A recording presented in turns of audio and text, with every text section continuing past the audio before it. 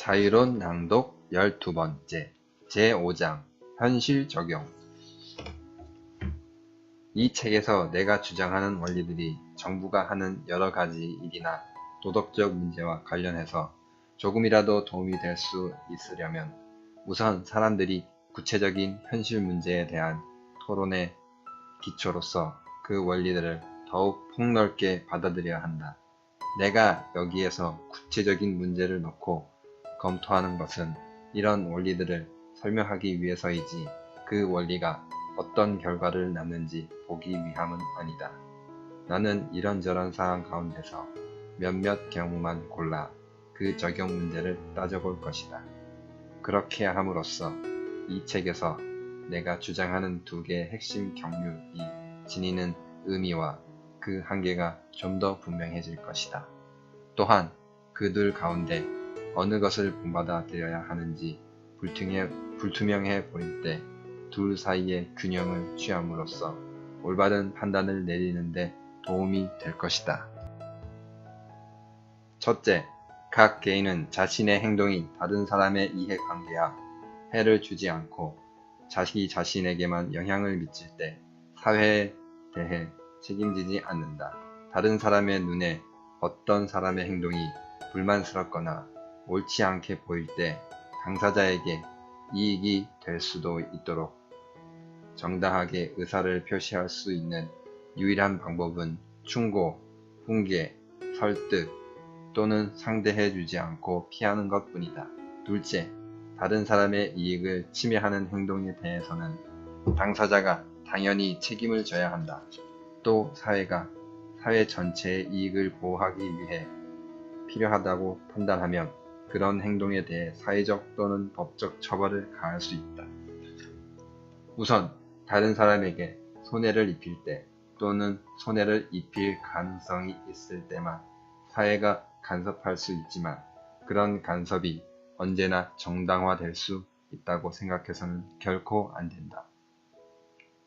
사람이 살다 보면 합법적인 목표를 추구하는 과정에서 불가피하게 그러므로 합법적으로 다른 사람에게 아픔이나 상실감을 줄 수 있고 또 그들이 충분히 희망을 걸어 범직한 일들을 무산시키는 경우도 있다.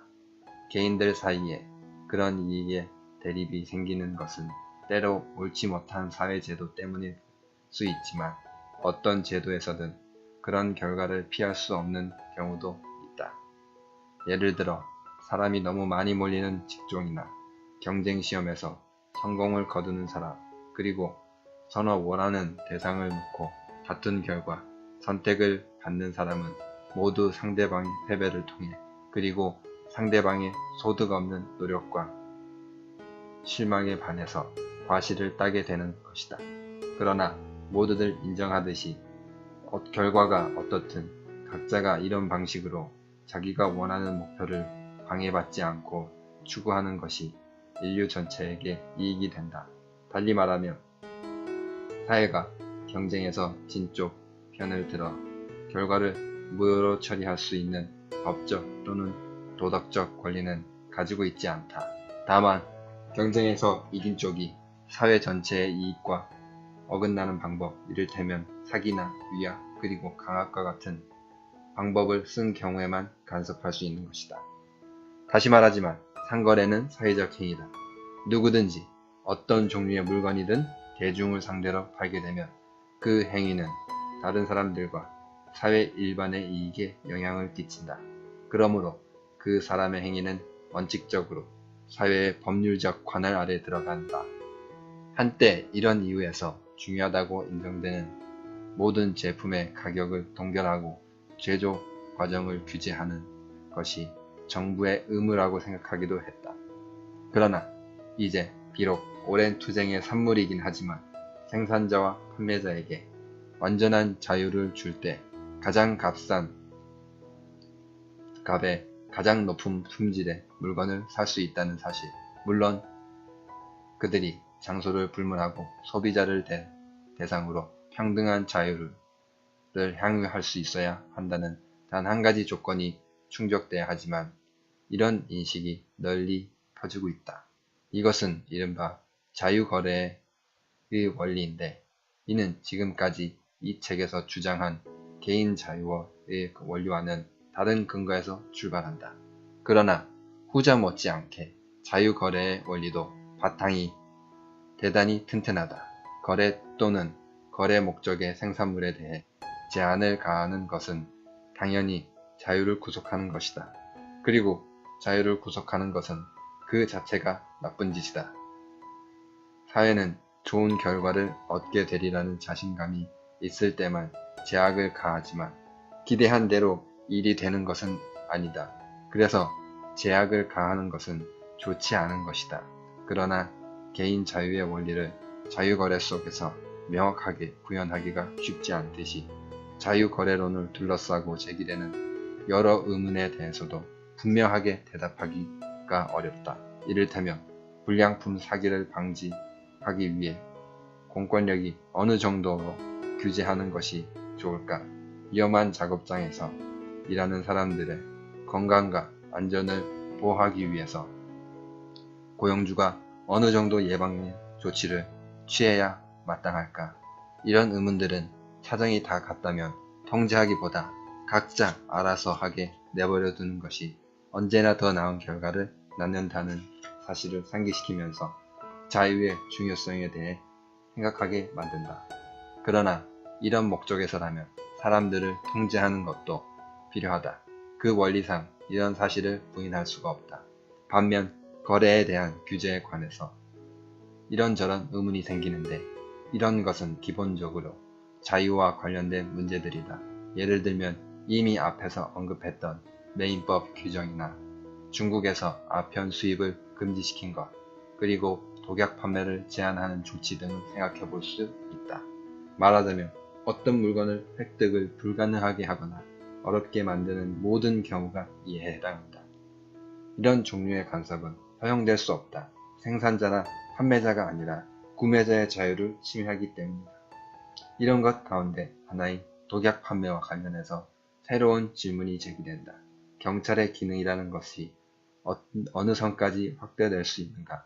범죄나 사고를 미리 막기 위해 개인의 자유를 침해하는 것이 어느 정도 허용될 수 있는가? 정부가 사후에 범죄 행위를 적발하고 그 범죄자를 처벌하는 것은 물론, 그런 일이 일어나기 전에 미리 예방 조치를 취하는 것은 당연히 해야 할 일이다.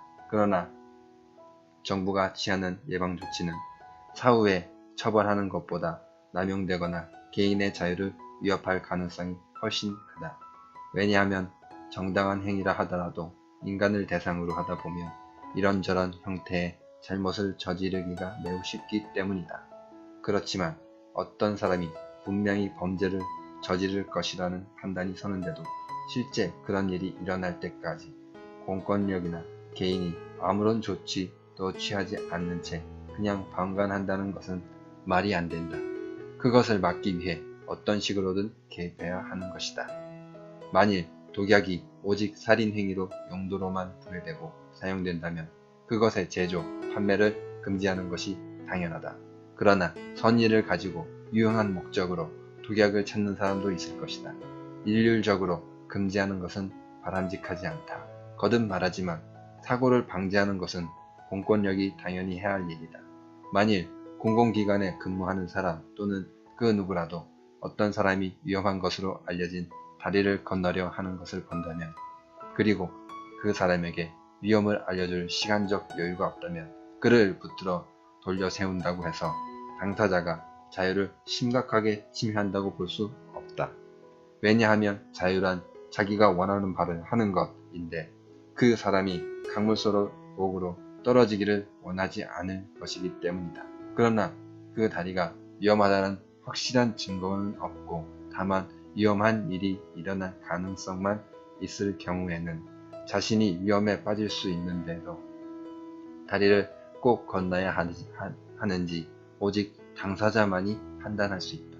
이 경우 그 사람이 어린아이가 아니라면, 그리고 정신착락 또는 흥분 상태에 있거나 이성적 판단을 충분히 할 수 없을 만큼 어떤 일에 정신이 빠져 있을 때가 아니라면 그 사람에게 그런 위험에 대해 경고하는 것으로 끝나야 한다.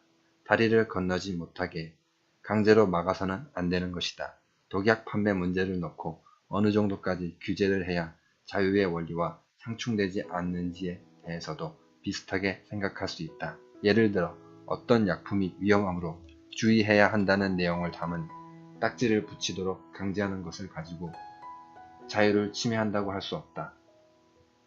그 약품을 사는 사람이 그것이 독약인지 아닌지 알고 싶어 하지 않다고 볼 수 없기 때문이다.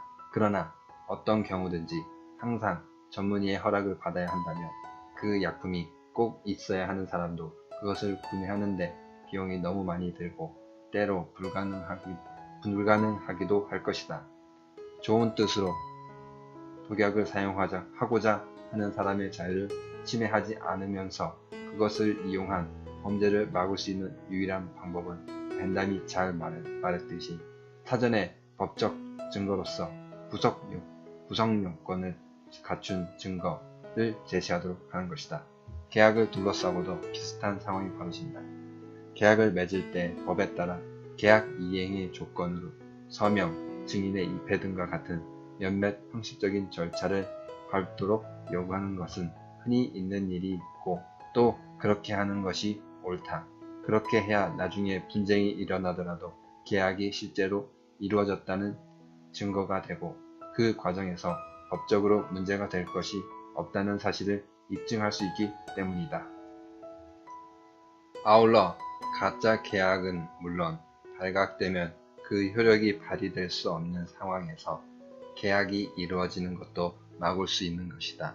범죄에 이용될 수 있는 물건을 판매할 때도 비슷한 성격의 사전 조치를 요구할 수 있다. 예를 들어 판매자가 거래가 이루어진 실제 시간, 구매자의 이름과 주소, 판매된 물건의 정확한 내용과 수량, 그리고 그 사람이 문제의 물건을 사는 이유를 물은 뒤 이런 질문에 대한 답을 장부에 기록하게 하는 것이다.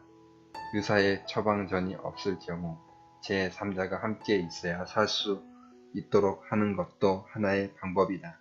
그래야 나중에 그 물건이 범죄에 이용된다고 의심될 때 구매자에게 그 잘못에 대한 책임을 물을 수 있을 것이기 때문이다. 해당되는 물건을 사지 못하도록 하기 위해 이런 규제를 하는 것은 아니다. 적발되지 않은 채 나쁜 일에 사용되는 것을 어렵게 만드는 것이 그 목적일 뿐이다. 사회가 범죄를 예방하기 위해 사전 조치를 취할 권리를 가진다는 것은 전적으로 자기에게만 관계되는 잘못된 행동에 대해 하지 못하게 막거나 처벌을 가하는 식으로 간섭할 수는 없다는 원리에 명백하게 한계가 있음을 뜻한다. 예를 들면 보통의 경우에는 술에 취한다고 해서 법적으로 간섭할 일은 아니다. 그러나 술에 취해 다른 사람에게 폭력을 휘두른 끝에 한 번 유죄 판결을 받은 사람에게 법적 제한을 가하는 것, 이를테면 나중에 또 술에 취한 것이 적발되면 그때는 처벌을 하고 나아가 그 상태에서 또 다른 잘못을 저지를 경우에는 가중처벌을 하는 것은 지극히 당연한 일이다. 술에 취해 정신을 잃고 다른 사람에게 해를 끼칠 수 있는 사람이라면 술에 취하는 것이 범죄 행위나 다름없기 때문이다. 또 다른 예를 들자면 사회에서 도움을 받는 사람이나 계약에 의해 그렇게 하지 못하도록 묶여있는 사람이 아니라면 게으르다고 해서 법적으로 처벌할 수는 없다. 그런 짓은 전제 국가에서나 할 법한 일이다. 그러나 게으름 또는 피할 수 있는 다른 이유 때문에 타인에 대한 법적 의무, 예를 들어 자기 자녀들을 양육하는 것 등 이것을 다하지 못하면 다른 적절한 방법이 없을 경우 강제로라도 일을 시켜 그런 의무를 다하게 만든다고 해서 너무 가혹하다고는 비난할 수 없다. 되풀이하는 말이지만 당사자에게만 직접 해를 끼치는 여러 행위들에 대해 법적으로 금지하는 것은 옳지 않다. 그러나 그런 행위 가운데서 사람들 앞에서 공공연히 이루어질 경우 선량한 풍속을 해치고 그 결과 다른 사람에게 피해를 입히는 행위의 범주에 포함되기 때문에 법에 따라 금지되어야 하는 것도 있다. 품위를 지키지 못하는 사람의 경우가 바로 그렇다. 우리가 다루는 주제에 직접 관계가 되지 않아 이에 대해서는 길게 이야기할 필요가 없다. 그러나 그 자체로 비난의 대상이 되지 않는 행위들 가운데는 세상에 공개적으로 드러나면 곤란한 것들이 상당수 있다. 지금까지 설명한 원리들과 맥이 통하는 것으로 꼭 답을 해야 하는 또 다른 질문이 하나 있다. 어떤 행동이 비난의 대상이 된다고 하더라도 그것이 직접 초래하는 나쁜 결과가 전적으로 당사자에게만 돌아갈 경우 개인의 자유를 존중하는 차원에서 사회가 금지하거나 처벌할 수 없을 것이다. 그러나 당사자가 자유롭게 할 수 있는 일이라고 해서 다른 사람들 또한 자유롭게 그런 일에 대해 그와 의논하거나 부추겨도 되는 것일까? 이 질문을 답하기는 쉽지 않다. 다른 사람에게 어떤 일을 하라고 권유하는 것은 엄격한 의미에서 자기에게만 관계되는 행동이라고 할 수는 없다. 누군가에게 충고하고 권유하는 것은 일종의 사회적 행위이기 때문에 타인에게 영향을 끼치는 다른 일반적인 행동과 마찬가지로 사회적 통제를 받아야 한다고 볼 수 있다. 그러나 조금 더 생각해보면 그런 일이 글자 그대로 개인 자유의 영역에 포함되지 않는다 하더라도 개인 자유 원리의 연장선상에 있기 때문에 그 판단이 옳지 않음을 알게 된다. 사람들이 무엇이든지 자기에게만 관계되는 일에 대해 스스로의 책임 아래 자신이 보기에 최선이라고 생각되는 대로 행동할 수 있으려면 어떻게 하는 것이 가장 좋은지 서로 의논할 의견을 교환하고 서로 제안을 주고받을 자유도 똑같이 누릴 수 있어야 한다. 해도 된다고 허락을 받은 일이라면 그 일이 무엇이든지 그것에 대해 충고하는 것도 허락되어야 마땅하다. 그러나 충고한다면서 개인적인 이득을 꾀하는 마치 사회나 국가가 나쁜 일이라고 규정하는 일을 부추김으로써 생계벌이를 하거나 금전적 이득을 취하는 일 등 선동가의 경우는 이야기가 달라진다. 이렇게 되면 복잡한 변수, 다시 말해 공공의 이익이라고 생각되는 것과 반대되는 이익을 추구하며 생활 양식 또한 그와 반대되는 인간 집단, 늘 하나가 늘어난 셈이 된다. 이에 대해 간섭을 해야 옳은가 하지 말아야 옳은가. 예를 들면 간음에 대해서는 관대하게 대해 주어야 한다. 도박도 마찬가지이다. 그러나 포주가 되는 자유, 도박장을 운영하는 자유도 허용되어야만 하는가? 이런 경우는 정확하게 두 가지 원리 사이의 경계선 위에 있어서 둘 가운데 어느 쪽에 가까운지 즉각적으로 판단하기 쉽지 않다. 양쪽 모두 주장할 근거가 있다. 관용을 주장하는 쪽에서 본다면 생계를 잇거나 이윤을 얻기 위해 직업으로 하는 일이라면 그게 무엇이든지 범죄가 된다고 할 수 없다. 그런 일은 전부 허용되든지 아니면 전부 금지되어야 한다.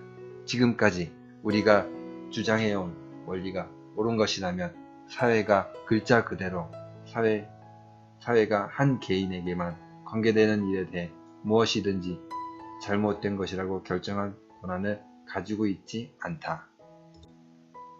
사회는 그런 일을 하지 못하도록 설득하는 것 이상을 할 수 없다. 누구든지 그런 일을 하도록 또는 하지 못하도록 설득하는데 똑같은 자유를 누릴 수 있어야 한다. 이에 대해 비록 사회나 국가가 당사자에게만 영향을 주는 이런저런 행동이 좋고 나쁜지 최종적으로 결정할 권한을 가지고 있지 않지만 그래도 그것이 나쁜 일이라고 생각된다면 그것이 나쁜지 아닌지 적어도 논쟁에 붙이는 권한 정도는 충분히 가진다고 보는 사람도 있을 것이다. 그렇다면 사회나 국가가 사심을 가진 사람 또는 편파적일 수밖에 없는 사람, 국가가 볼 때 바람직하지 않는 한쪽 방향으로 기울어져 있으면서 노골적으로 개인적인 이익을 도모하려는 사람, 이런 사람의 영향을 배제하기 위해 애쓰는 것이 나쁘다고 할 수는 없다.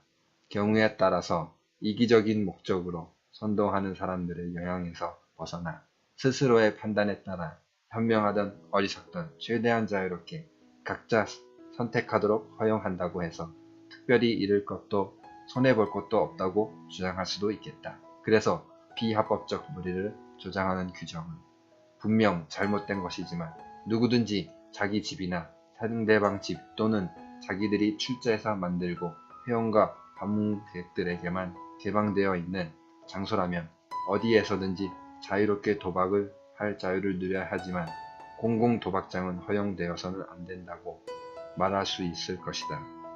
사실 그것을 금지한다고 하지만 완전히 막을 수는 없다. 그래서 아무리 강압적인 방법을 동원하더라도 도박장은 이런저런 명목을 내세워 언제나 문을 열고 있다. 그러나 도박장을 일부러 열심히 찾는 사람이 아니라면 눈에 띄지 않게 어느 정도는 숨기고서 영업을 하도록 강제할 수는 있을 것이다. 사회가 이 선을 넘어서는 안 된다. 이 주장은 상당히 설득력이 있다. 나는 이 주장이 정범은 내버려두고 정범만 처벌하는, 다시 말해 간음한 사람 또는 도박꾼은 그냥 두고 뚜쟁이 또는 도박장 주인만 벌금형이나 감옥에 가두는 형벌을 가하는 이상한 도덕률을 충분히 정당화할 수 있는지에 대해서는 감히 따져볼 생각이 없다. 물건을 사고 파는 일상적인 거래에 대해 비슷한 논거를 가지고 간섭하는 것은 더욱 허용할 수 없다. 사람들이 사고 파는 거의 모든 물건들은 과잉 사용될 수 있고 또 그것을 파는 사람들은 그렇게 부추김으로써 이득을 얻고 싶어 한다. 그렇다고 해서 이런 논리가 이를테면 매인법 같은 것을 정당화할 수는 없다. 왜냐하면 독한 술을 파는 사람 같은 경우는 아무리 과잉 소비가 자신들에게 이익이 된다 하더라도 그런 술이 적절한 수준에서 소비되도록 압박당하는 것이 불가피하기 때문이다. 이런 장사꾼들이 자신들의 이익을 위해 지나친 음주를 부추긴다는 것은 정말 나쁜 일이다.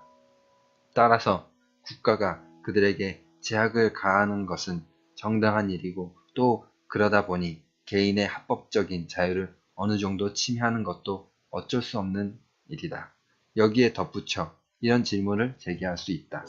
국가가 일단 어떤 행위를 허락하면서도 국가가 보기에 사람들을 최상의 이익에 어긋나는 그런 일을 하지 않도록 간접적으로 설득하는 것이 과연 합당한가?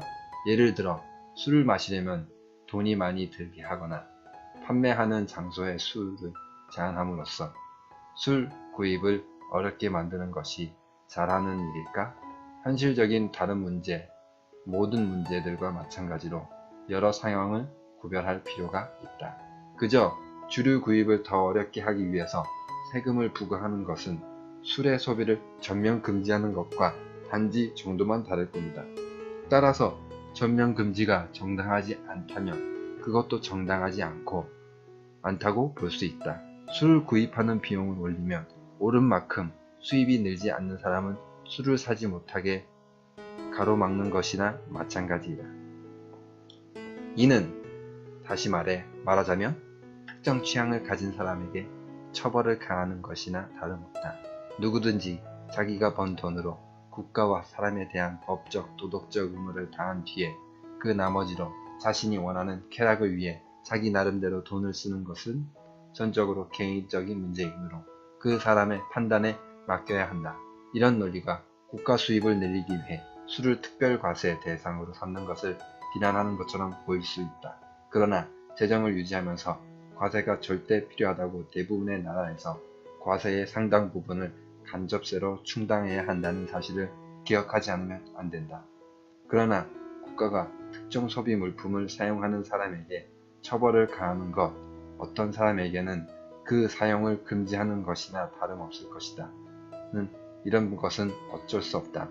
다만 국가가 어떤 물품에 세금을 부과할 경우 그것을 사용하지 않아도 소비자가 살아가는데 큰 어려움이 없는 물건인지 반드시 고려해야 한다. 특히 아주 작은 양만 사용해도 분명히 해를 주게 될 것을 먼저 과세 대상으로 삼아야겠다. 그러므로 재정을 유지하기 위해 국가가 수입을 가장 많이 늘릴 수 있는 방향으로는 주류의 세금을 부과하는 것은 용인할 수 있을 뿐 아니라 찬동할 수 있는 일이기도 한다. 물건에 따라서는 그것을 구입하는 것이 어느 정도 배타적 특권이 될 수도 있다. 이와 관련해서 제기되는 질문에 대해서는 그 같은 제약을 가해서 얻으려는 것이 무엇인가에 따라 달리 대답을 해야 한다. 모든 공공행락지, 그 가운데서도 특히 술을 파는 곳에는 경찰이 있기 마련인데 사회질서를 어지럽게 하는 범죄가 다른 곳보다 더 일어나기 쉽기 때문이다. 이런 곳에서는 문제의 물건들을 적어도 현장에서 사용되려는 물건에 대해서는 안면이 있거나 믿을만한 사람에게만 팔게 제한할 수 있다. 가게 문을 열고 닫는 시간을 지정하고 이를 잘 지키는 감독하는 것도 필요하다. 그리고 주인이 묵과하거나 통제할 능력이 없어서 평화를 깨뜨리는 행위가 반복해서 일어날 경우 또는 그곳에서 범법 행위가 모의되고 준비될 경우 영업 허가를 취소해도 무방하다. 그러나 그 이상 제약을 가하는 것은 자유의 원리 면에서 볼 때 옳지 않다. 예를 들어 술을 구하는 것을 어렵게 하고 유혹에 넘어가지 않게 한다는 분명한 목적 아래 판매할 수 있는 맥주의 양이나 술집의 술을 제한한다면 이런 시설을 악용하게 될 일부 사람들을 포함해서 모든 사람에게 불편을 안겨주게 된다. 이런 것은 노동자들이 장차 자유의 특권을 누릴 수 있도록 어린아이나 야만인 취급을 받으며 자존심을 키우는 교육을 받는 사회에서나 있을 법한 일이다. 어느 자유국가든지 노동자 계급을 이런 식으로 대접해서는 안 된다. 그들로 하여금 자유의 가치를 깨닫도록 교육시키고 자유인 신분에 걸맞게 그들을 통치하는 등 모든 노력을 기울였지만 끝내 수포로 돌아가고 그저 어린아이처럼 취급하지 않으면 안 된다는 사실이 결정적으로 입증되지 않는 한 자유의 소중함에 대해 잘 아는 사람 그 누구도 그런 식으로 통치받는 것을 좋아할 수 없다. 우리가 여기서 다루는 문제들에 대해 그 정도의 노력을 기울였다고 생각한다면 그것은 큰 착각이 아닐 수가 없다. 영국의 정치제도는 일반적으로 자유를 지향하기 때문에 도덕 교육 차원에서 자제심을 배양한다면서 개인 삶의 통제를 가하는 것을 인정하지 않는다.